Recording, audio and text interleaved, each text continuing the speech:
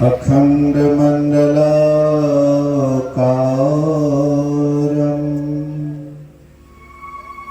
व्याप्तं येन चराचरं तत्पदं दर्शितं येन तस्मै श्रीगुरुवे नमः। धन्य धन्य सतगुरु सुखद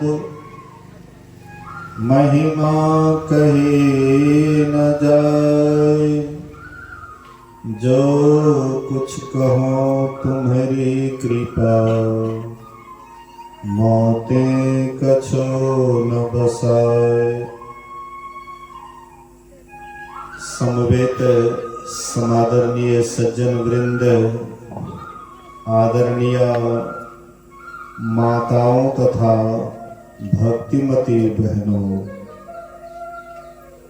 एक दिवसीय संतमत सत्संग का आयोजन यहाँ मासिक सत्संग के शुभ अवसर पर किया गया है, जिसका द्वितीय पाली सत्संग के अपराह्न कालीन में उपस्थित हैं।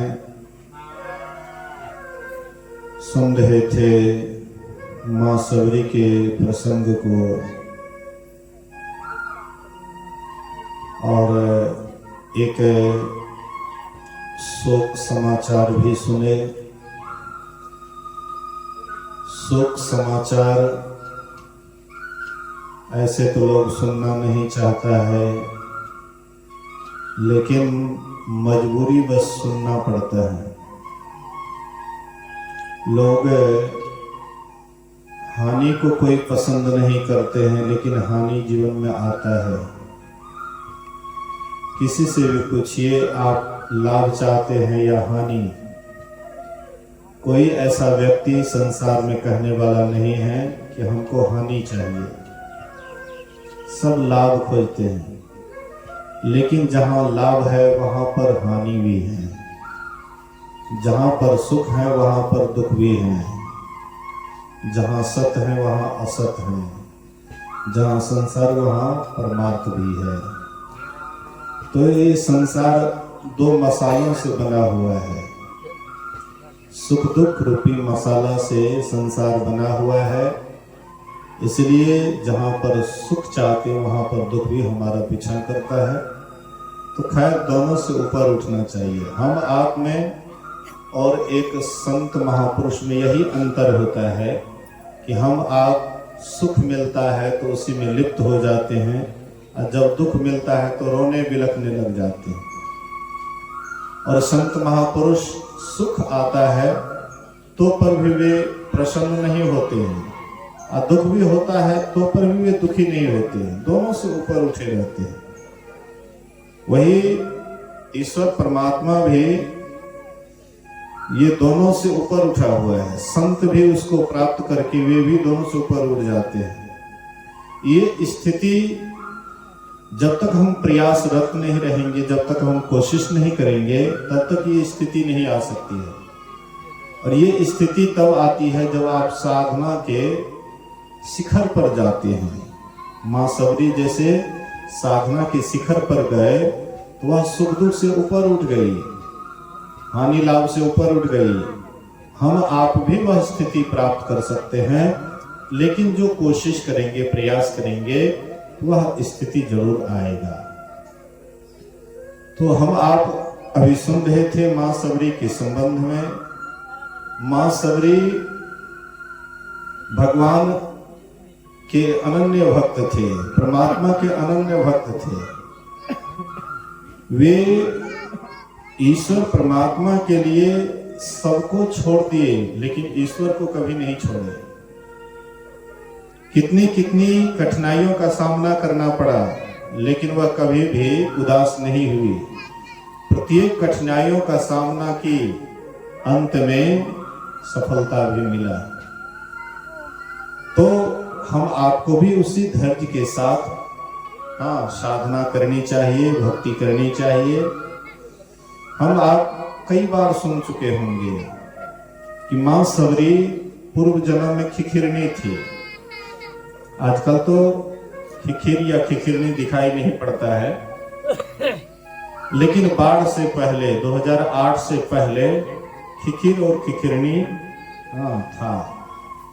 लोग आवाज भी सुनते थे शाम के समय में। तो वही खिखिरनी वाला शरीर में मां सबरी थी। संजोग से ऐसे ही कहीं पर सत्संग हुआ था और पहुंचे हुए महापुरुष भी उसमें शामिल थे, पहुंचे हुए महात्मा भी थे। ऐसे कौन पहुंचे हुए हैं और क्या है नहीं है हम आप नहीं समझ सकते हैं। जैसे कोई विद्यार्थी है और वह विद्यार्थी शिक्षक को तोल नहीं सकता है कि ये कितने जानकार हैं, शिक्षक को तोल सकता है। इसी तरह से कोई सत्संगी है और कितना पहुंचे हुए कौन महापुरुष हैं उसको हम समझ नहीं सकते हैं। एक अनुमान लगा सकते हैं ये इतना पहुंचे हुए हैं, लेकिन ठीक समझ में नहीं आ सकता है। जो कोई कहे साधु को चिन्हा, तुलसी हाथ कान पर देना। तो पहुंचे हुए महात्मा उसमें भाग लिए हुए थे और संजोग से वह खिखिरनी सत्संग हुआ, महात्मा लोग भोजन किए और जुठन पत्तल एक गड्ढा में फेंकते हैं। ये खिखिरनी रूप में सबरी पूर्व जन्म में खिखिरनी थी, वह आकर के उसको प्रसाद को पाती है।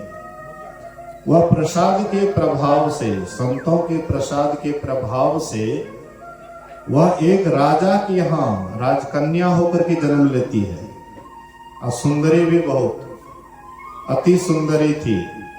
राजकन्या होकर के जन्म ले। जब शादी करने योग्य हुआ, उसकी शादी किसी राजकुमार से कर दिया गया, लेकिन उसको उनके अंदर में भक्ति का बीज पड़ गया था। उनके मन में बहुत ईश्वर भक्ति के प्रति बहुत आस्था और विश्वास था। जहां कहीं भी सत्संग सुनती थी, मन में होता था कि वहां जाएं सत्संग सुनने के लिए। लेकिन राजा महाराजा को यह अच्छा नहीं लगता था कि कोई राजा महाराजा का बेटी या पुत्र जाए सत्संग में, अच्छा नहीं लगता था। पर्दा के अंदर रहने वाले थे, जो भी रानी वगैरह, राजकुमारी वगैरह रहती थी राजा महाराजा के, हर हमेशा पर्दा में उसको रखते थे ताकि प्रजा उसको देखे नहीं। और हर हमेशा पर्दा के अंदर रहने वाली, इनके अंदर में भक्ति करने की पूरी ललक, पूरी इच्छा थी। कितना हो कोशिश करते थे, फिर भी इसका मन नहीं मानता था, बहुत रोकते थे। अंत में उसके पति को हुआ कि चलो राज दरबार के अंदर ही एक भवन बना दिया जाए, एक सत्संग मंदिर बना दिया। और वहां पर महात्मा लोग आने लगे। हेलो, आवाज चेंज भाई छे, केना होय छे? ससिया वाला ले पहने, ससिया वाला। हेलो, ठीक है, रहने दीजिए, कोई छेड़छाड़ मत कीजिए, हट जाइए। बोलिए श्री सद्गुरु। देखिएगा, और आदमी बोलेंगे ना, प्रवचन करेंगे तो उनको पता नहीं लगेगा कि कहाँ क्या हो रहा है, लेकिन बाजा को जैसे छेड़छाड़ करेगा हमको तुरंत पता लग जाएगा। जब ठीक हो जाता है तो छोड़ दीजिए, कोई बात नहीं है। बोलिए प्रेम से श्री सद्गुरु। तो एक महात्मा सत्संग मंदिर गए और उसकी बहुत बढ़ चढ़ करके वह सेवा की, बहुत बढ़ चढ़ करके। अंदर से तो विकल था ही कि सत्संग करें, ध्यान करें, लेकिन करने का मौका नहीं दिया जाता था, मिलता नहीं था, अंदर से एकदम विचलित रहती थी। लेकिन एक महात्मा जब गए तो उसकी सेवा बहुत बढ़ चढ़ करके की। तो महात्मा जी सेवा से खुश हो गए, प्रसन्न हो गए और कहते हैं, बेटी कोई वरदान मांगो, हम तुम्हें वरदान देने के लिए तैयार हैं, जो भी मांगेगी मैं तुम्हारी सेवा से खुश हूं। कभी कभी महापुरुष मौज में आ जाते हैं और उस समय में जो आप मांग लीजिएगा वही आपको दे देते हैं। एक बार ऐसे ही कुप्पा घाट आश्रम में गुरु महाराज जी 4 बजे सुबह में टहल रहे थे। आश्रम परिसर में टहल रहे थे और एक माता जी सत्संग में, साप्ताहिक सत्संग में गई थी। रात में वहीं पर ठहर गई एक रूम लेकर के, और भिनसर में जैसे 3 से 4 ध्यान होता है, ध्यान करके और वह माता जी खूब प्रेम से, पूरे प्रेम से भजन गा रही थी, पूरा प्रेम। सतगुरु जी से अरज हमारी, मैं एक दीने मलिने कुटिल खल, सिर अघ कोट है भारी।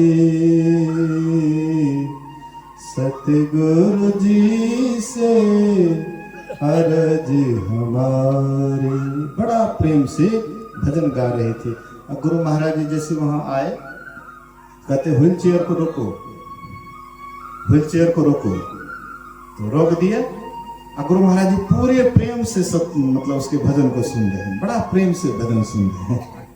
हाँ, और जब पूरा भजन हो जाता है, समाप्त हो गया भजन, तो सेवक से कहते हो उसको बुलाओ तो, हाँ वह माई को बुलाओ। तो वह माई आई, बोले गुरु महाराज बुला रहे हैं। माई तो खूब खुश हुई, हैं गुरु महाराज जी हमको बुला रहे हैं, बहुत खुशी हुई। और जैसे आती है तो गुरु महाराज के चरण पर गिर जाती है। गुरु महाराज कहते बेटी मांगो वरदान, क्या मांगती है, मांगो क्या मांगती है। देखिए गुरु महाराज जी एकदम मौज में है, मांगो बेटी क्या मांग रही है। वह माता जी कहती है गुरु महाराज हमको प्रेम भक्ति दीजिए, प्रेम भक्ति गुरु दीजिए, बिनवों कर जोरी, पल पल छोह न छोड़िए, सुनिए गुरु। हे गुरुदेव आप हमको प्रेम भक्ति दीजिए।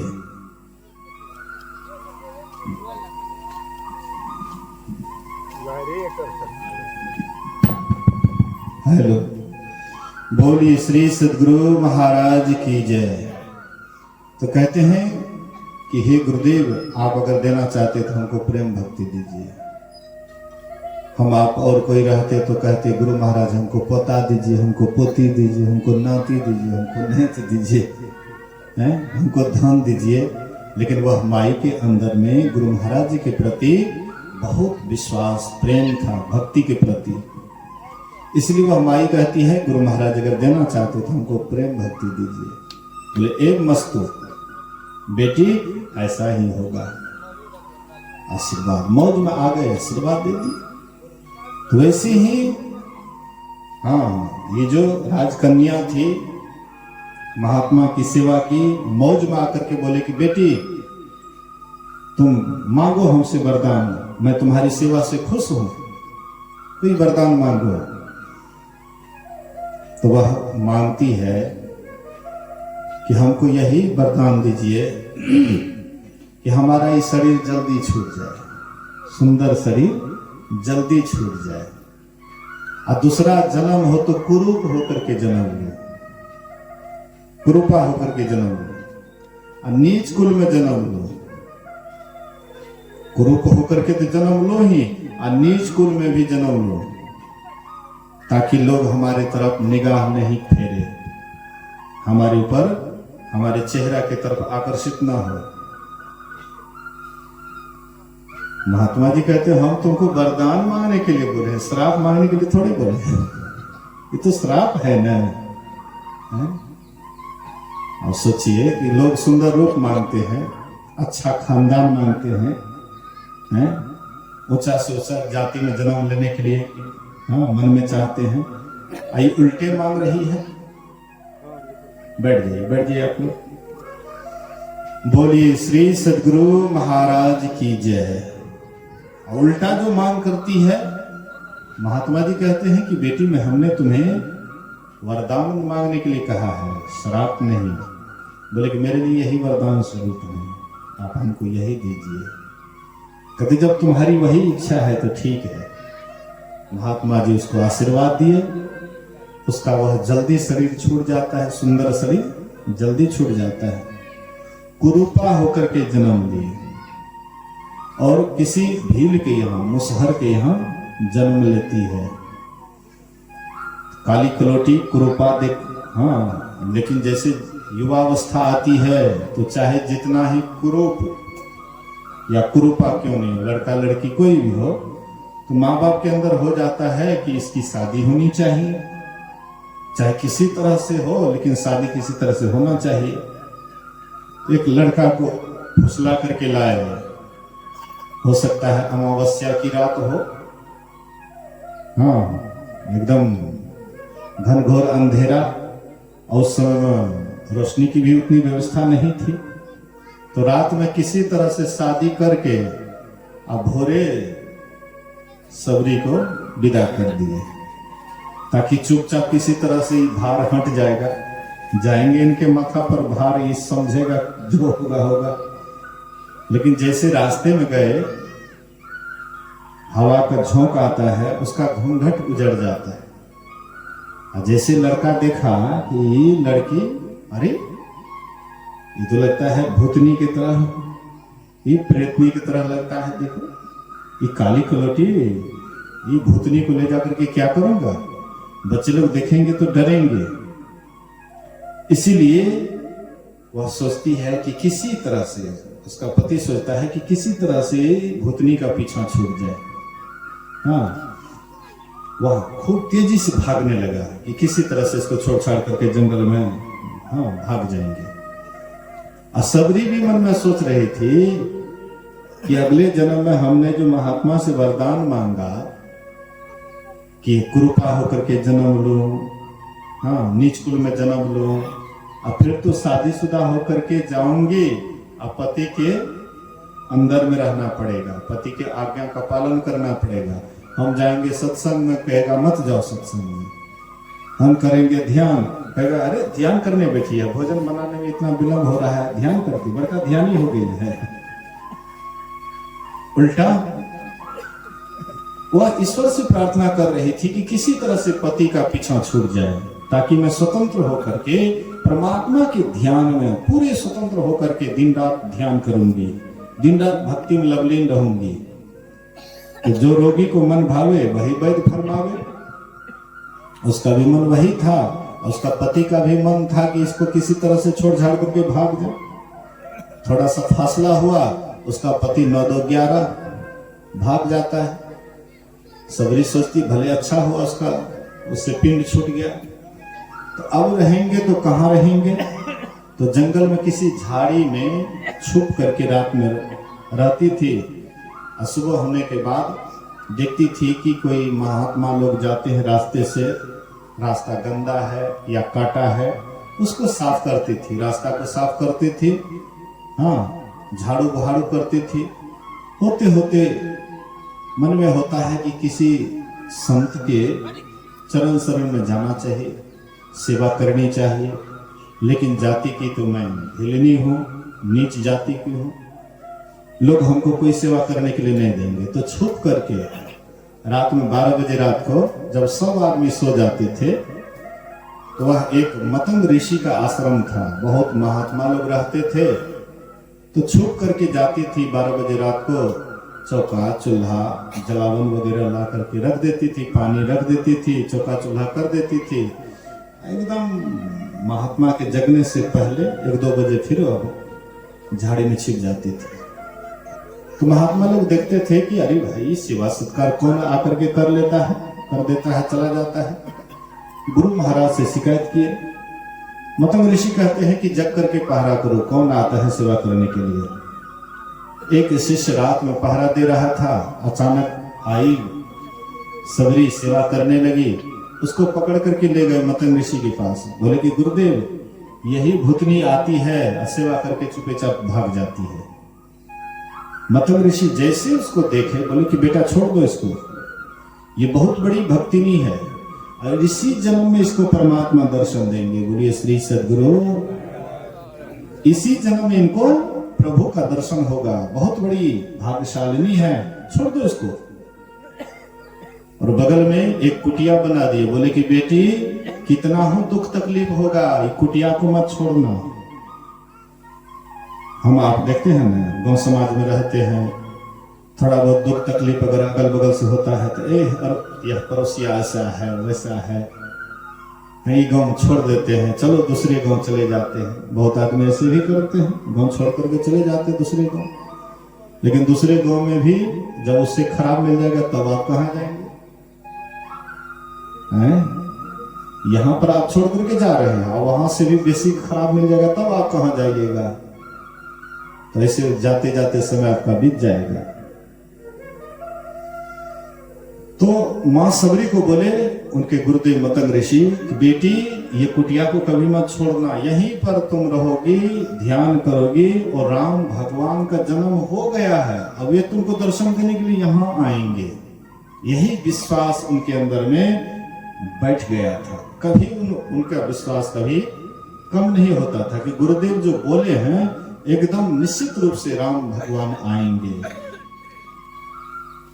हाँ, राम भगवान आएंगे। कभी भी 14 वर्ष तक, 14,000 वर्ष तक, 14 वर्ष नहीं 14,000 वर्ष तक राम जी का आशा जोगी थी। और सोचिए तो हम लोग 2-4 साल में दीक्षा लेते हैं, 2-4 साल में उदास गुरु महाराज कहल के रहे कि ध्यान करवे थे, भीतर में दर्शन हेते, ध्यान करे कहाँ कुछ देखे वही ना कहे हेते, वही ना कहे हेते।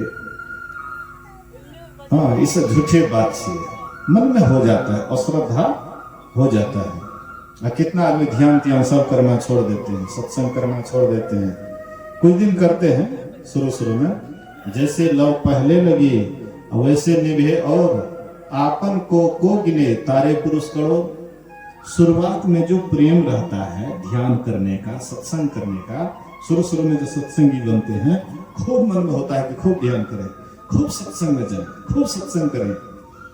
लेकिन यह प्रेम, यह लव बराबर नहीं लगा रहता है। कुछ दिन तक चलता है बढ़िया, उसके बाद कहते हो सत्संग तो करना ही है, ध्यान तो करना ही है, पहले काम के संभाल लीजिए, तकर बाद मोक्ष तो छेबे कर लेने राखो। दीक्षा तो ले लिए, स्कूल में नाम लिखाइए ले लिए, कोनो बात नहीं, कभी कभार जाकर हाजिरी बना देवे। हाँ मैं देखे छी ना विद्यार्थी सब स्कूल में कलर हो बराबर की जेते, स्कूल कोनो पढ़ाई है की जेबे बराबर स्कूल, कभी कभार जाकर कुछ रुपया दे दिला, हाँ सर जी थोड़ा सा हाजिरी बना दीजिए। तो सर जी को भी क्या लगता है, उसको पैसा आता है, चुपे चाप हाजिरी बना देता है। तो इसी तरह से हाँ, हम आपके अंदर में इस तरह का भाव होता है। प्रेम दिन दिन बढ़ता नहीं है, दिन दिन बढ़त सबाई, राम धन कभू न लागे काई। भक्ति में दिन प्रतिदिन प्रेम बढ़ना चाहिए, जबकि घटने लग जाता है। परमात्मा कैसे आएंगे, परमात्मा दर्शन कैसे देंगे? बढ़ेगा प्रेम तब न, प्रेम बढ़ते बढ़ते इतना बढ़ेगा कि अंत में परमात्मा मजबूर होकर के सोचेंगे कि अब दर्शन देना ही पड़ेगा। नहीं, अंत में परमात्मा मजबूर हो जाएंगे दर्शन देने के लिए, लेकिन वैसा प्रेम होगा तब न। अब प्रेम वैसा होता नहीं है। गुरु महाराज एक कहानी कहते थे, बोलिए श्री सद्गुरु महाराज।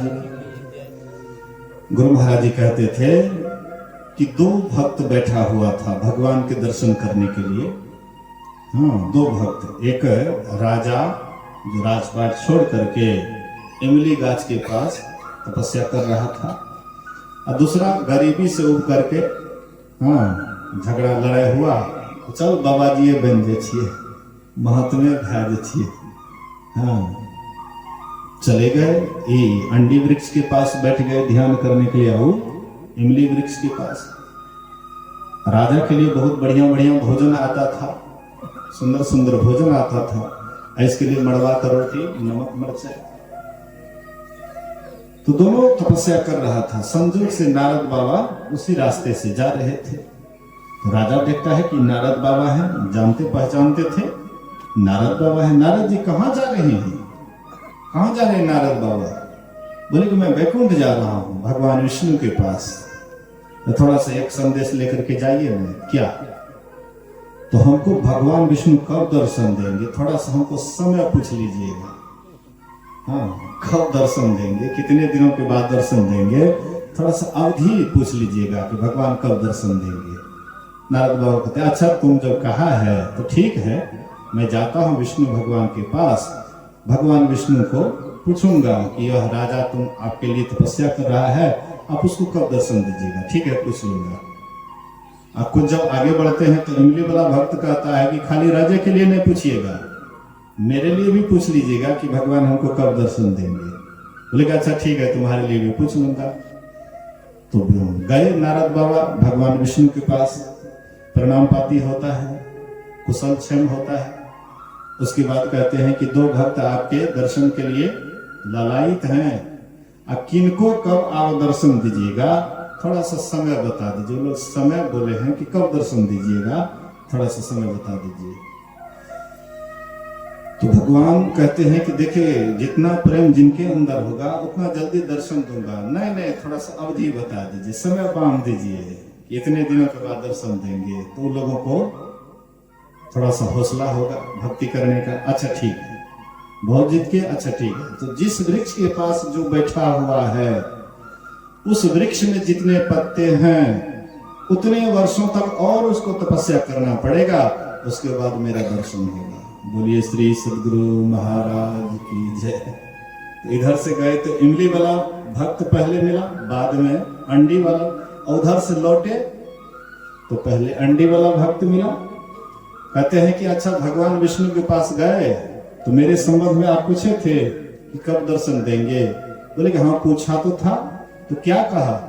बोले कि जिस वृक्ष पर पास में तुम बैठे हो उसमें जितने पत्ते हैं उतने वर्षों के बाद दर्शन देंगे। तो झांक करके देखता है 100, 150, 200 पत्ता। हे भगवान, इतना दिन 25 वर्ष से मरवा रोटी नमक खाते खाते मुंह में ठेला हो गया है और इतना दिन तक तपस्या करना पड़ेगा। कौन इतना झंझट मोल ले। घर में भेल झगड़ा, घर में भेल खटपट, चल बाबा जी के मठ पर, मठ में मिलल टहल तो रमते रहल। हे महात्मा बन गेलिए, आश्रमों पर ऐसे बड़ा सेवा करे पड़े छे। ऐसे बढ़िया तो घरे गृहस्थी में न रहे। गुरु महाराज जी के समय में साधु महात्मा, हाँ कितना आदमी को ऐसे होता था ना, घर में इधर उधर चला जाता था। तो गुरु महाराज भेज देते थे सिद्धर बाबा के पास। कहते हैं सिकलीगढ़ धराहरा सिद्धर जी के पास जाइए, वहां पर बहुत खेत पथारी था, हाँ कई बीघे जमीन थे, तो वहां चले जाइए। वहां जब जाते थे तो कहते थे गुरु महाराज जी हमको भेजे हैं। ओ बाबा जी बनना है? तो हाँ। तो सुबह सुबह क्या करते थे, स्तुति विनती किए और उसके बाद मकई का सत्तू सान करके एक मुठला हाथ में दे देते थे, खाओ, लो पसनी, लो कुदाली, चलो खेत में काम करने के लिए। सोचता था कि बाबा जी बनेंगे, बढ़िया बढ़िया खाने के लिए मिलेगा, काम धाम करना नहीं पड़ेगा। यहाँ तो देखते और उल्टे बात है, भोरे भोर सत्तू एक मुठला दे दिया, चलो काम करने के लिए। हो कौन करता है इतना? छोड़ छाड़ करके बस घर चला गया। अभी उसको कोई पूछने वाला नहीं। जो उस समय में उस दुख को सह लिया, सत्तू खा करके आश्रम की सेवा किए। अभी जहां भी जाते हैं तो लोग दर्शन करने के लिए लालायित हैं। कष्ट सहे, जो सहेगा उसी को न लहेगा, जो सहबे नहीं करेंगे तो कैसे लहेगा। तो वह जो है चला गया। नारद बाबा के मन में होता था कि अंडी वाला भक्त 100-200 पत्ता देख करके घर भाग गया, राजा इमली वृक्ष के पास में है और उसमें करोड़ों पत्ते हैं, वो क्या करेगा। साहस नहीं हो रहा था कहने का, लेकिन फिर भी गए। कहते नारद बाबा मेरे संबंध में भगवान ने क्या कहा, कब दर्शन देंगे। बोले कि छोड़ दीजिए, मत पूछिए, सुनिएगा तो आप बर्दाश्त नहीं कर पाइएगा। बोले कि नहीं बर्दाश्त कर लेंगे। हाँ, आप कहिए तो सही, भगवान कब दर्शन देंगे? बोले कि आप देख रहे हैं इमली वृक्ष में कितने पत्ते हैं, जितने इमली वृक्ष में पत्ते हैं उतने वर्षों तक आपको और ध्यान करना पड़ेगा और तपस्या करना पड़ेगा, तब भगवान दर्शन देंगे। राजा कहते क्या भगवान ने स्वयं कहा है दर्शन देंगे? बोले अरे भाई दर्शन देंगे, लेकिन पत्ता देखते हैं उतने वर्षों के बाद देंगे। क्या इतने वर्षों के बाद भी तो भगवान दर्शन देंगे? बोले कि हाँ हाँ दर्शन तो देंगे। उसका मन इतना मगन हो गया कि आखिर दर्शन तो देंगे, हम तो सोचे थे दर्शन भी नहीं होगा, दर्शन भी नहीं देंगे, लेकिन इतने वर्षों के बाद भी तो दर्शन देंगे। इतना प्रेम में मगन हो गया, नाचने लगा, एकदम मगन हो गया, होते होते सुध बुध खो गए। अंत में भगवान को तुरंत वहां पर मौजूद होना पड़ेगा, दर्शन देना पड़ा। बोलिए श्री सदगुरु। तुरंत भगवान दर्शन दिए। नारद बाबा आश्चर्यचकित होते हैं। नारद बाबा कहते हैं कि ये क्या हो गया? प्रभु आपने कुछ ही देर पहले कहा था हाँ कि इमली वृक्ष में जितने पत्ते हैं उतने वर्षों के बाद दर्शन दूंगा। आप तो हद कर दिए, आप तुरंत आ गए दर्शन देने के लिए। बोले कि देखो नारद, जिस समय में राजा तुमसे पूछा था कि हमको कब दर्शन देंगे, उस समय उनके अंदर जो प्रेम था, मैं सही सत्य कहता हूं कि इतने वर्षों के बाद ही मैं इसको दर्शन देता। लेकिन जब से तुमने कहा कि इतने वर्षों के बाद भगवान दर्शन देंगे, तब से उसका क्या उनके अंदर कैसा प्रेम का उछाल आया, कैसा प्रेम बढ़ा। बोले कि भगवान ये तो सुध बुध खो गए, होश हवास खो दिए, अपने शरीर का भी ठिकाना नहीं, प्राण से एकदम व्याकुल हो गए। बोले कि इसलिए नारद अभी हमको तुरंत आना पड़ा। जो प्रेम से व्याकुल हो जाते हैं उसके लिए तुरंत आना पड़ता है। एक आदमी गए रामकृष्ण परमहंस जी महाराज के पास और कहते हमको भगवान का दर्शन करा दीजिए। बोलिए श्री सदगुरु महाराज की जय। रामकृष्ण परमहंस के पास गए, बोले कि हमको दर्शन करा दीजिए, हमको दर्शन करना है। दर्शन करोगे? हाँ। तो चलो ठीक है, गंगा में चलो, हम तुमको अभी भगवान का दर्शन कराएंगे। तो गंगा जी में ले गए, थोड़ा अधिक पानी में ले जा करके उसको जबरदस्ती गोंद दिए पानी में। दम तड़फड़ाने लगा। हाँ, 2-4 मिनट रखे, दम तो एकदम दम घुट रहा था। अब प्राण छूटेगा, तब प्राण छूटेगा। उसके बाद ऊपर किए, बोले कि आप हमको दर्शन कराने के लिए भगवान का लाए हैं कि हमको मारने के लिए लाए हैं? ऐसे दम घुट करके मर जाएंगे। बोले कि इसी तरह से जैसे तुम पानी में डूबा हुआ था, मन कितना व्याकुल हो रहा था, वही व्याकुलता अगर तुम्हारे अंदर में आ जाएगी भगवान का दर्शन करने के लिए, तो भगवान को तुरंत आना पड़ेगा दर्शन देने के लिए। बोलिए श्री सदगुरु। उस तरह की व्याकुलता नहीं आती है, इसलिए भगवान का दर्शन नहीं होता है। परमात्मा का दर्शन क्यों नहीं होता है? वैसी व्याकुलता नहीं आती है। अच्छा देखिए, किसी का बेटा अगर मर जाता है तो देखिए तो उसका कैसा हाल होता है, कितना व्याकुल होते हैं, उसका होश हवास। हम एक माई को देखे हैं जिसका बेटा खो जाता है, होश हवास में नहीं रहता है, इतना व्याकुल हो जाता है, इतना व्याकुल हो जाता है कि शरीर की भी शुद्धि बुद्धि बिल्कुल खो जाता है। क्या इस तरह का व्याकुलता ईश्वर के दर्शन के लिए कभी आता है हमारे अंदर? हम आपके अंदर नहीं। धन खो जाता है तब देखिए कैसे खोजते हैं। अरे और ज्यादा चीज को छोड़िए, 150 रुपया अगर आपका गुम हो जाता है तब आपको देखेंगे, जहां नहीं रखे वहां भी जाइएगा बारंबार खोजने के लिए। जहां नहीं रखे हैं वहां भी जाइएगा खोजने के लिए। आप जानते हैं कि यहाँ तो नहीं रखे थे, रखे थे यहाँ, लेकिन जहां नहीं रखे वहां भी जाइएगा कि कहीं यहीं पर मिल जाए।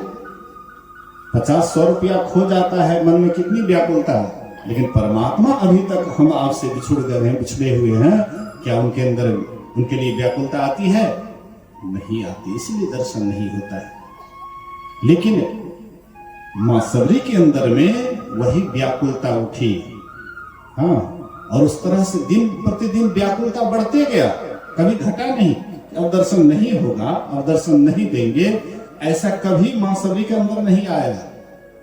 आज अगर बीत जाता था तो सोचती थी कि कल तो निश्चित रूप से भगवान दर्शन देंगे। हाँ, आज अगर नहीं दिए तो बोलती थी कल तो निश्चित देंगे। और कल भी जब दर्शन नहीं होता था तो कहते ओह परसों तो जरूर देंगे। मतलब कभी भी उदास नहीं हुई, दिन प्रतिदिन उनके अंदर प्रेम बढ़ता गया और होते होते वह दिन भी आ जाता है जब भगवान श्री राम उनके आश्रम में आते हैं। बोलिए श्री सद्गुरु महाराज। आकर के दर्शन देते हैं, माँ सबरी दर्शन करती है, बहुत प्रफुल्लित होती है, प्रेम से मगन हो जाती है और प्रेम में गदगद होकर के हाथ जोड़ करके प्रार्थना करती है। हाँ, कहती है माँ सबरी भगवान से प्रार्थना करती है कि ही विधि स्तुति करो तुम्हारी, अधम जाति में जड़मति भारी। हम आपके यहाँ हाँ कोई महात्मा आता है या सत्संग करवाते हैं या और कोई काम करते हैं तो हम कहते हैं कि हम तो फलना जाति के हैं, हम कोनो कम, हम फलना जाति के हैं, हम ऐसे हैं, हम वैसे हैं। लेकिन माँ सबरी क्या कह रही है? ये अपने को नीच से नीच मानती है कि मैं तो अधम हूं, मैं नीच हूं, अनाड़ी हूं, नीच जाति की। हम लोग कहते हैं हम फलना है, हम चिलना। ये जाति का भी अहंकार लोगों को ईश्वर भक्ति में बहुत बड़ा बाधा है। किसी भी जात का हो, लेकिन घमंड है कि हम इस जाति के हैं, हम बड़का जाति के, हम छोटका जाति के, हम बड़का के हैं। जाति तो असल में कहा जाए तो दो ही है, एक स्त्री एक पुरुष, दो ही जाति है। बात बाकी ये सब जाति तो बड़े लोग थे ना, ये बांटने का काम किया। हाँ, तुम फलना तो तुम फलना तो तुम फलना, आपस में सब जो है आपस में टकराते रहेंगे, आपस में लड़ाई झगड़ा करते रहेंगे, हम अलग से देख करके आनंद उठाएंगे। इधर बांटने वाले हाँ जो उच्च दर्जा के लोग थे, ऊंची जाति के थे, इधर सबको बंटवारा कर दिए। हम लोग आपस में झगड़ जाते हैं, तुम फलना जाति हो, तुम फलना जाति हो। मुसलमान में देखिए तो उसमें भी कई जातियां हैं। आप ऐसा मत सोचिए कि हिंदुओं में खाली जाति बंटवारा है, मुसलमान में भी जाति है, लेकिन सब मुसलमान एक हो जाता है। जब भी कोई बात होती है एक हो जाता है, एक ही आवाज निकलता है। जमा मस्जिद दिल्ली से जो आवाज निकलेगा, हर एक मस्जिद से वही आवाज निकलेगा, प्रत्येक मौलवी के मुंह से वही आवाज निकलेगा। हम लोगों में वो उसका टांग पकड़ के खींच रहा, वो उसका टांग पकड़ के खींच रहा, वो उसका खींच रहा है, आपस में टांग घिच्चा वाला काम कर रहे हैं एक दूसरे का। वो आगे क्यों बढ़ रहा है, फलना है आगे बढ़ जाएगा, उसका टांग पकड़ के खींचो, जैसे भी हो उसको गिराओ, चाहे जो करना पड़े, चाहे मुसलमान के पेट में घुस करके हो या कुछ करके हो, लेकिन उसको गिराना है। ऐसी हमारे अंदर में यही धारणा है। एक दिन यही धारणा के कारण अंग्रेज हम लोगों के ऊपर शासन किया था। अंग्रेज के पास में कोई वैसी सैनिक नहीं था, मुश्किल से 2-3 हजार सैनिक था। वह जब देश पर आया था चढ़ाई करने के लिए, मुश्किल से 2-3 हजार। ईटा पत्थर से भी लोग यहाँ के मारने लग जाते तो वे लोगों को जान बचाना मुश्किल हो जाता। लेकिन कहते थे कि क्षत्रिय ही लड़ेगा और कोई नहीं लड़ सकता है, केवल राजपूत ही लड़ सकता है, दूसरा आदमी युद्ध नहीं लड़ सकता है। यही कानून व्यवस्था के कारण 3000 सैनिक ये देश पर भारी पड़ गया और सबको परास्त कर दिए। वही हाल होगा, फूट डालो राज्य करो। आपस में फूट होगा, हिंदू में बंटवारा होगा, फूट होगा और फिर आकर के दूसरे आदमी चढ़ाई कर देंगे और हम लोग मुंह ताकते रहेंगे। ये हाल सदा से रहा है हम लोगों का। इसलिए आपस में मेल से रहना चाहिए। गुरु महाराज कहते थे कि गांव से मेल रखो, टोला से मेल रखो, गांव से मेल रखो, जिला से मेल रखो, राज्य में मेल रखो, देश में मेल रखो और यहाँ तक हो सके सब देश से मेल मिलाप करके रहोगे तो जहाँ मेल होता है वहीं पर सुख शांति मिलती है, अमन चैन से जीवन जी पाते हैं। एक बार गुरु महाराज जी जब 61-62 में चीन और भारत में जब लड़ाई हो रही थी, एक तो भारत का सैनिक ऐसे ही कमजोर पड़ा हुआ था, अंग्रेज इसको लूट करके लेकर के चले गए थे, ऐसे ही खोखला था, न इसके पास में अन्न का विशेष व्यवस्था और ना ही इसके पास में कपड़े वगैरह की ठीक से व्यवस्था, भूखमरी लगा हुआ था। अचानक चीन आक्रमण कर दिया, 61-62 में अचानक चीन आक्रमण कर दिया और भारत के सैनिक को एक तरफ से रौंदते हुए जा रहा था, एक तरफ से भारत के सैनिक को रौंदते हुए जा रहा था। उस समय में गुरु महाराज जी मौज में आकर के सभी शिष्यों से कहते हैं कि सब कोई एक जगह आओ, सत्संग भवन में बुलाए और सबसे कुछ देर ध्यान करवाए। सबको कहते हैं, जैसे अभी एक सत्संगी शरीर छोड़े उसके नाम पर बोले ना 5 मिनट के लिए ध्यान कीजिए, तो वैसे गुरु महाराज जी बोले कि कुछ देर के लिए ध्यान कीजिए, 5 मिनट या जो भी हो ध्यान करवाए। उसके बाद गुरु महाराज जी उद्घोषणा करते हैं कि अभी हमारा भारत स्वतंत्र है, इसलिए सत्संग ध्यान हम लोग ठीक से कर पा रहे हैं। अगर ये भारत परतंत्र हो जाएगा तो अभी जो हम लोग माइक लगा करके सत्संग ध्यान करते हैं, तुरंत आएगा, चुप करा देगा, कहेगा आप ये काम नहीं कर सकते, गुलामी है, गुलाम बनिएगा तो गुलामी बन करके रहिएगा, नहीं देगा बजा बजने के लिए। अरे यहीं पर ज्यादा दूर मत जाइए, अपने भारत में ही कई जगह मंदिर के बाजा को बंद करवा देते हैं, जहां पर उसका बोलबल है वहां पर बोलने के लिए नहीं देता है। देखिए, कहने का आशय है। तो संत महापुरुष कहते हैं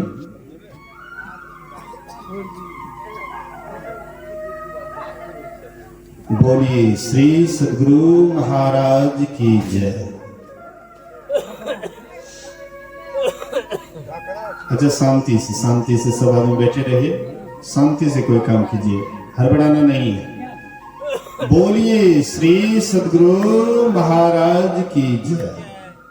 तो मैं कह रहा था कि हम आपको आपस में मेल से रहना चाहिए। तो मां सबरी अपने को नीच से नीच मानती है। हाँ, स्त्रियों में जो नीच से नीच होती है, अत्यंत नीच, तिनमें भी मैं मंद बुद्धि की हूं। भगवान श्री राम कहते हैं, कह रघुपति सुन भामिनी बाता, मानव एक भगति करनाता। भगवान श्री राम कहते हैं भामिनी, भामिनी का मतलब सुंदरी, जिसको पति छोड़ करके भाग गए कि भूतनी को ले जाकर के क्या करूंगा, और उसी को भगवान श्री राम सुंदरी कह रहे हैं। अब सोचिए थोड़ा सा कि उनके पति के पास में कौन देखने वाली दृष्टि थी और भगवान श्री राम के अंदर कौन सी दृष्टि थी। उनके पति देखे तो एक नंबर की कुरूपा भूतनी दिखाई पड़ा, और उसी को भगवान श्री राम देखते हैं तो कहते हैं कि तू अत्यंत सुंदरी है। देखिए, तो आश्चर्य की बात है कि नहीं है? एक उसका पति उसको भूतनी कहती है, चुड़ैल कहती है, पता नहीं क्या क्या कहते हैं, और उसी सबरी को भगवान श्री राम कहते हैं कि तू अति सुंदरी है। तो भगवान श्री राम क्या देख करके कहते हैं सुंदरी है, और पति क्या देखते हैं? पति देखते हैं चमड़ा वाला शरीर को, कि गोरा है, काला है, नाटा है, लूला है, हाँ, नाक ऐसे हैं वैसे हैं, कान ऐसे हैं वैसे हैं। पति उसके रूप को देख करके उसको कुरूपा बोले, लेकिन भगवान राम रूप नहीं स्वरूप को देखे। बोलिए श्री सद्गुरु। भगवान श्री राम स्वरूप को देखे कि इनके इनका अंतःकरण कितना पवित्र है, कितना साफ सुथरा है, इनके अंदर कोई वासना नहीं है, हैं? काम, क्रोध, लोभ, मोह, ईर्ष्या, द्वेष, पाखंड, ये सब विकार बिल्कुल ही इसका खत्म है। संत किसको कहते हैं? षट विकार जित अनघ अकामा, अमल अंकिचन सुचि सुख धामा। जो 6 विकार को जीत गए हैं, 6 विकार पर विजय प्राप्त कर लिए हैं, उसी को संत कहते हैं। असंत किसको कहते हैं? जो 6 विकार के अंदर पड़ा हुआ है, काम, क्रोध। सब आदमी बैठिए ना, आप लोग काहे हड़बड़ कर रहे हैं? थोड़ी देर के लिए ऐसे ही कहीं पर ढनबन होता है तो सब उठ उठ करके बस एक नड़िया हुआ तो सब नड़िया हुआ किसी से कुछ नहीं होगा। जो करने वाले वो कर रहा है, इसलिए शांति से बैठना चाहिए। देखिए ये सब जो है ना, ये खटखुट चहल पहल, ये सब कुछ ना कुछ होते रहता है, और उस पर अगर आप ध्यान दीजिएगा तो असली काम से वंचित हो जाइएगा। ये थोड़ा सा क्या खटखुट हुआ कि देखिए एक एक करके कितने आदमी उठ गए। यही है परिचय। हम कितने पक्के सत्संगी हैं, ये परिचय है। हाँ, एक बार साहिब बाबा महर्षि शाही स्वामी महाराज जिला वार्षिक सत्संग चल रहा था, और थोड़ा सा पानी आ गया हल्का सा, सब उठ उठ करके भाग गए। कुछ बाबा कहते हैं खखड़ी उड़ गया है, धान बाकी है, धान पड़ा हुआ, खखड़ी उड़ गया। तो सत्संग में थोड़ा धैर्य दे करके बैठिए, उठ बैठ नहीं करना चाहिए, धैर्य के साथ बैठना चाहिए। देखिए यही सभा आपको आधा घंटा के बाद खोजिएगा नहीं मिलेगा, यही सभा। लेकिन वो खटखुट वाला तो बराबर चलते रहेगा, इधर खटखुट उधर खटखुट, ये बात वो बात, संसार का झंझट आज तक किसी का मिटा है? संसार में आइएगा और कहिएगा संसार में झंझट न हो, ये कभी संभव है ही नहीं। ये झंझट का घर है, लड़ाई झगड़ा का ये जगह है। कुछ ना कुछ लड़ाई झगड़ा अड़ोस पड़ोस परिवार आदि में किसी न किसी से कुछ ना कुछ होते रहता है। लेकिन उसमें भी रह करके जो अपने मन को सदा परमात्मा में लगा करके रखते हैं, तो वही एक दिन परमात्मा के भक्त होते हैं। तो मां सबरी से कहते हैं भगवान श्री राम तू अति सुंदरी है, कह रघुपति सुन भामिनी बाता, मानो एक भगति करनाता। जाति पाति कुल धर्म बड़ाई, धन बल परिजन गुण चतुराई। अब भगतिहीन नर सोहई कैसा, बिनु जल बारिद देखिए जैसा। नवधा भगति कहो तो ही पाही, सावधान सुन धर्म मन माही। प्रथम भक्ति संतन कर संगा। प्रथम भक्ति क्या है? संतों का संग, सत्संग। दूसरी भक्ति मम कथा प्रसंगा, दूसरी भक्ति है मेरी कथा की चर्चा में प्रेम। गुरुपद पंकज सेवा, तीसरी भक्ति अमान। चौथी भगति मम गुणगन, करई कपट जिगान। मंत्र जाप मम दृढ़ विश्वासा, पंचम भजन सुवेद प्रकाशा। छठदम शील विरति बहु कर्मा, निरंतर सज्जन धर्मा। सातम सम्मोहि मैं जग देखा, मोते संत अधिक कर लेखा। पांचवी भक्ति तक स्थूल भक्ति है, और छठी भक्ति से सूक्ष्म भक्ति का शुरुआत होता है। पूजा पाठ जप ध्यान मूर्ति, मूर्ति पूजन, मूर्ति का ध्यान, किसी मंत्र का जप, ये सब पांचवी भक्ति तक स्थूल भक्ति कहलाता है। लेकिन परमात्मा सूक्ष्माति सूक्ष्म है, अति सूक्ष्म है। तो परमात्मा को पाने के लिए भी जब तक स्थूल से सूक्ष्म में भक्ति की तरफ नहीं जाएंगे, तो परमात्मा का सही दर्शन नहीं होगा। इसलिए छठदम शील विरति बहु कर्मा, निरंतर सज्जन धर्मा। छठी भक्ति इंद्रियों का दमन करना, इंद्रियों को विषयों से रोकना। लेकिन ऐसे नहीं रुकेगा, इसका जब तक रुख चेंज नहीं करिएगा तब तक नहीं रुकेगा।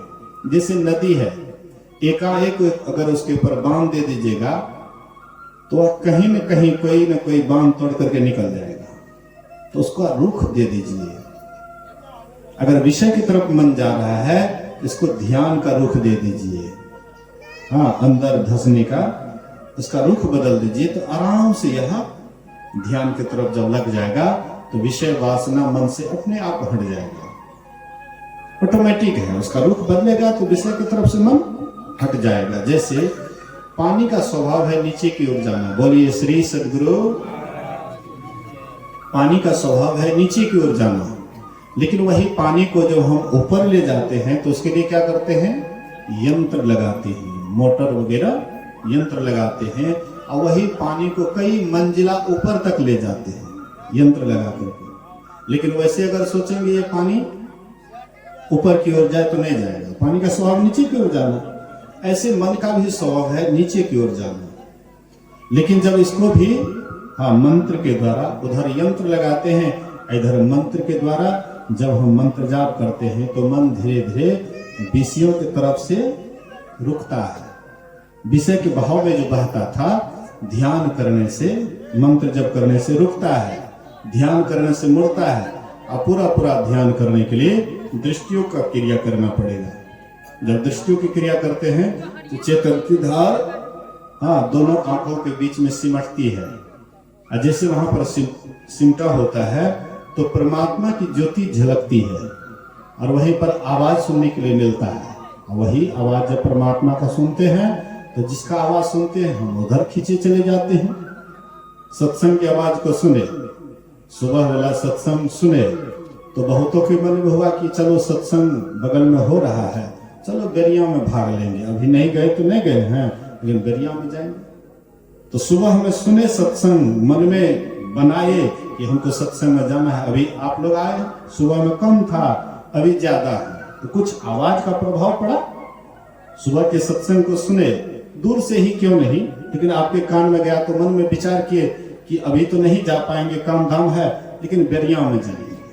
तो बेरिया में आए तो वैसे ही आप परमात्मा की आवाज को सुनिएगा तो आपका मन होगा कि नहीं परमात्मा के पास जाएं। सत्संग की आवाज को सुन करके सत्संग में आए, परमात्मा की आवाज को सुनेंगे तो परमात्मा के पास चले जाएंगे। आप कहिएगा परमात्मा के पास जाएंगे तो उससे हमको क्या मिलेगा। तो जो अभाव यहाँ खटक रहा है परमात्मा के पास जाने के बाद वह अभाव आपको नहीं खटकेगा। यहाँ पर आकर के हम आप दुखी हैं और परमात्मा को पाकर के हम लोग सुखी हो जाएंगे। इसलिए परमात्मा हम आपका अभिन्न अंश हैं, परमात्मा से ही निकले हैं। और जब तक परमात्मा में नहीं जाएंगे तब तक हम कभी भी सुख शांति में नहीं रह सकते हैं। इसलिए महापुरुष कहते हैं इसके लिए सबको भक्ति करनी चाहिए, परमात्मा का भजन करना चाहिए। अगर ऐसा करेंगे हमारा इहलोक भी बनेगा और परलोक भी बनेगा। अंत में परमात्मा को पा करके सदा के लिए मोक्ष का भागी बनेंगे, दुखों से छूट जाएंगे और सदा के लिए कृत हो जाएंगे। इन्हीं बात को सुनना है, समझना है और अपने जीवन में उतारना है। इसी सुवचन के साथ मैं अपने वचन में विराम देता हूँ। बोलिए प्रेम से श्री सद्गुरु महाराज।